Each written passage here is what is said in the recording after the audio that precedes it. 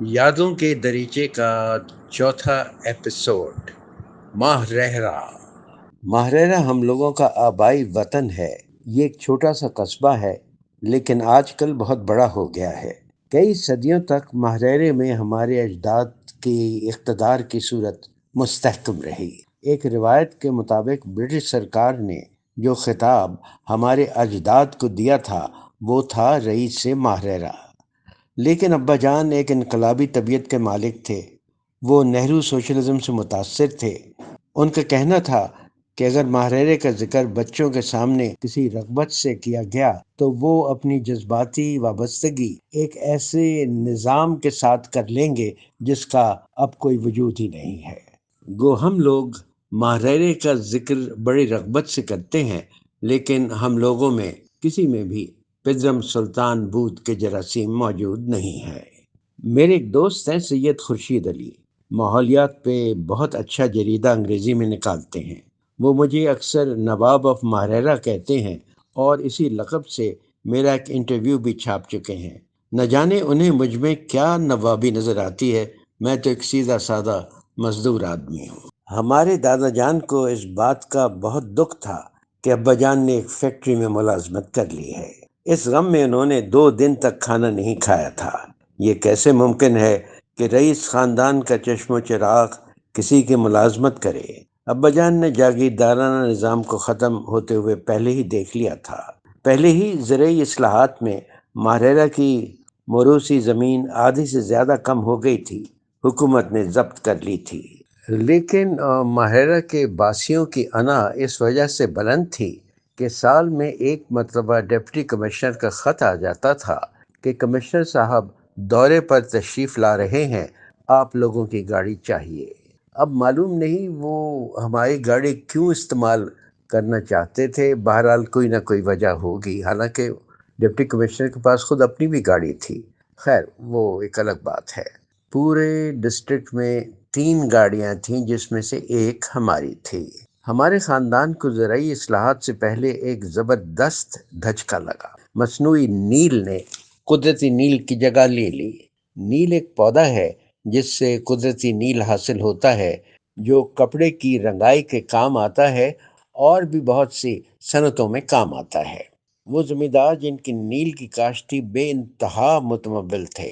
کسی یہ ذکر اچھا نہیں لگتا کہ اس کے اجداد اپنی اشرفیاں گن نہیں سکتے تھے بلکہ ترازوؤں میں تولا کرتے تھے، لیکن یہ قصہ پارینہ ہے۔ پچھلے سال ہی میرے چھوٹے بھائی ہمایوں سے ایک صاحب ملنے آئے۔ وہ ڈیفنس میں ان کے پڑوسی ہیں۔ ہمایوں نے انہیں خاص طور پر مدعو کیا تھا۔ ہمایوں نے کہا تھا کہ یہ ہمارے اجداد کے بارے میں جانتے ہیں۔ چائے کا گھونٹ حلق سے اتارتے ہوئے انہوں نے کہا کہ ممتاز صاحب کی زمین کے ساتھ ساتھ بالکل سیدھی ایک سڑک تھی جو غالباً کسی اور ضلع کو جاتی تھی۔ اگر اس سڑک پر گاڑی 2 گھنٹے بھی چلتی رہے تو زمین ختم ہونے میں نہیں آتی تھی۔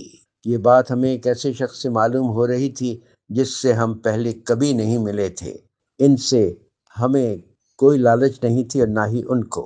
وہ سچ بول رہے تھے۔ انہوں نے بیان جاری رکھتے ہوئے کہا، ممتاز صاحب کی گاڑی کے ڈرائیور کو ہم ایک VIP کا درجہ دیتے تھے۔ ہم لوگ اسے رشک کی نگاہ سے دیکھتے تھے کیونکہ کوئی بھی شخص جو گاڑی میں بیٹھ کے اسٹیئرنگ گھما سکتا ہے اسے اسی نظر سے دیکھا جاتا تھا جس نظر سے آج چاند پہ جانے والے خلاباز کو دیکھا جاتا ہے۔ جب میرے بڑے کزن، میرے ماموزاد بھائی ماہرہرے پہنچے، یہ بھی کہیں 1930 یا 32 میں، تو انہوں نے دیکھا کہ ایک فورڈ T30 ماڈل کی گاڑی بالکل پلیٹ فارم کے ساتھ کھڑی ہے۔ تو انہوں نے حیرت سے میرے دادا سے پوچھا، کیا ہم اس گاڑی میں بیٹھیں گے واقعی؟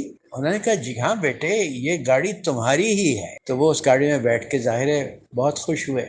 پاکستان آنے کے بعد انور رفیق صاحب نے ملازمت اختیار کر لی۔ ان کی آخری appointment manager British petroleum Pakistan تھی۔ آج کل وہ اس دنیا میں نہیں ہے۔ عبید میرے تائے زاد بھائی جو نیوزی لینڈ میں مقیم ہیں، چند سال پہلے ماہرہرے گئے۔ انہوں نے جو کچھ کہا اس سے ان چیزوں کو تقویت ملی جو ہم نے صرف سنی سنائی تھی۔ عبید جب ماہریرا گئے تو ایک حویلی میں مدعو تھے، ان کے میزبان نے بڑے پرتکلف انداز میں کھانا تیار کیا تھا اور وہ سب کے سب مٹی کے برتنوں میں بنے ہوئے تھے، یعنی کھانا مٹی کے برتنوں میں پکایا تھا۔ ان کے میزبان نے کہا کہ آپ کے اجداد کی ایک عجیب و غریب عادت تھی کہ وہ اپنے کھانا مٹی کے برتنوں میں بنواتے تھے اور وہ برتن ہر کھانے کے بعد توڑ دیے جاتے تھے۔ ایک کمہار تھا غالباً جو ان کی ملازمت میں مستقل طور پہ رہتا تھا، وہی نئے برتن بناتا ہوگا۔ پھر انہوں نے کہا کہ ممتاز صاحب کو جانوروں سے بہت شوق تھا، ان کے پاس 60 نسلی کتے تھے، پیڈیگری ڈاگز، اور اس کو دیکھنے کے لیے 6 ملازم تھے جو ان کی نگاہ اور پرداخت کرتے تھے۔ عبید کے میزبان نے کہا کہ جس حویلی میں آپ اس وقت بیٹھے ہوئے ہیں وہ آپ کے اجداد کی ہی تھی۔ ظاہر ہے جو حویلیاں، مکانات اور جائیدادیں تھیں وہ انہیں ذمہ داری سسٹم کے ختم ہونے کے بعد یا چھوڑنی پڑی، آج بھی کھڑی ہوئی ہیں وہ بہت بری حالت میں ہے، اور لیکن وہ وہاں موجود ہیں۔ ماہریرا میں ہی موتی لال نہرو، بھارتی وزیر اعظم نہرو کے والد نے ممتاز صاحب کو خط لکھا، جواہر ولایت سے وکالت کے امتحان میں کامیابی کے بعد واپس آ گئے ہیں، اب آپ لوگوں کے مقدمات وہی سنبھالیں گے۔ اس واقعے کو بھی اب کئی دہائیوں سے زیادہ کا عرصہ گزر چکا ہے، ماہریرا کم از کم ہم لوگوں کے لیے اجڑ چکا تھا۔